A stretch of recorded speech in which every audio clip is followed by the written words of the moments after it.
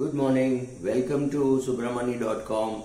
Please click on the bell icon and subscribe to our channel. Nice to see you coming again and increasing the average time that you're spending on these videos. Thanks a lot.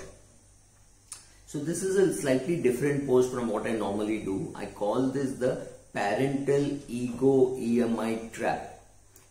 When a young boy or a girl starts working, initially there is parental pride going around saying my son is getting 15 lakh CTC or 12 lakh CTC. That is a huge amount, or it could even be 5 lakh CTC. If the father is retired on that kind of amount of money, then everybody is happy that son has got a big salary, whatever it means by that house standards or by that location standards. So, but immediately the boy or the girl want to spend on some of the things that they want, right? Some of their fancy stuff. For a boy it could be a motorcycle, for a girl it could be a motorcycle, or it could be something like that. So a lot of young girls also want powerful cars. So things are, I'm not getting very what a boy will buy or what a girl will buy, but something which they're passionate about. So there is a young boy I know who's earmarked something like 25 lakhs to go on a Everest base camp trip, or maybe you go further ahead. So some of these things could happen. However, soon there is pressure from the parent to start committing to a house. By the time a person is 26, 27, there is pressure on him to commit to a house. I have no clue why, but there is some kind of buy far away, can sell it off and buy another house, buy in Pune or buy in Coimbatore, whatever.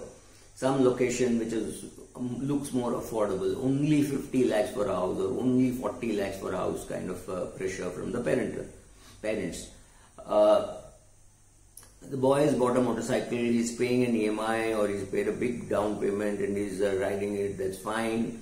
But then comes the next pressure to get married. So unfortunately or fortunately, if he does get married, he can get away riding on a motorcycle for him and his wife for a year or two, and then there is parental pressure saying have a kid, have a kid, have a kid, and then there is the kid happening. So their house has happened, or perhaps the house is on its way. The marriage has happened, the motorcycle is there, so the EMI for the motorcycle is there, and then suddenly there is pressure saying why don't you buy a car? This boy doesn't want a car, right? This girl doesn't want a car. They are happy with their Olas and Ubers and they don't want a car, but there is pressure because especially if the parent never had a car, the parent will say, I will make the down payment, you pay the EMI or some kind of stuff to make sure that he buys a car. Or at least and if the girl gets pregnant, then there is more trouble saying, how can you take a pregnant wife, buy a motorcycle? It's too risky. You have to buy a car. Great. By the time the father-in-law is joined in the pressure and say, if you have a kid, the kid should come to your own house. The kid should not come to a rental house. I have no clue why kids have to come to the own house and not to the rental house. Now look at this boy. He's 32 years of age. He's committed to a house. He's committed to a car. He's committed. His motorbike EMI has just got over. He's completely in the EMI trap, and suddenly the doctor says you're pregnant and you need rest.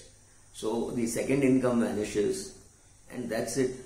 Where will this boy or girl now think of their own passions and pursuits, right? They just don't have time for all that.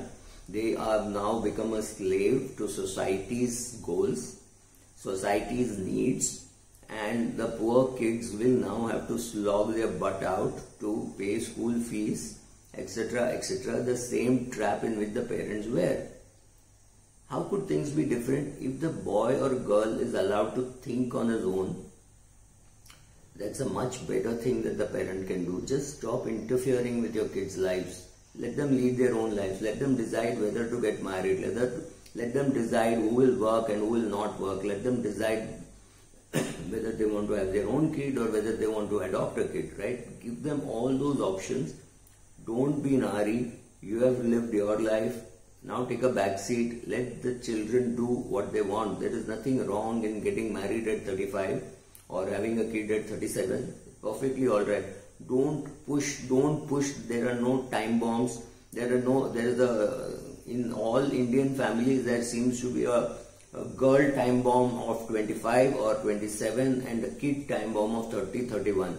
Oh, there are no such time bombs for the physical body. Yes, take care of your health, eat well, be sensible, all that I'm saying, but don't push your kids into doing things which they don't want to. Don't get them into a parental ego EMI trap. It doesn't make sense. Just relax, guys. Thank you.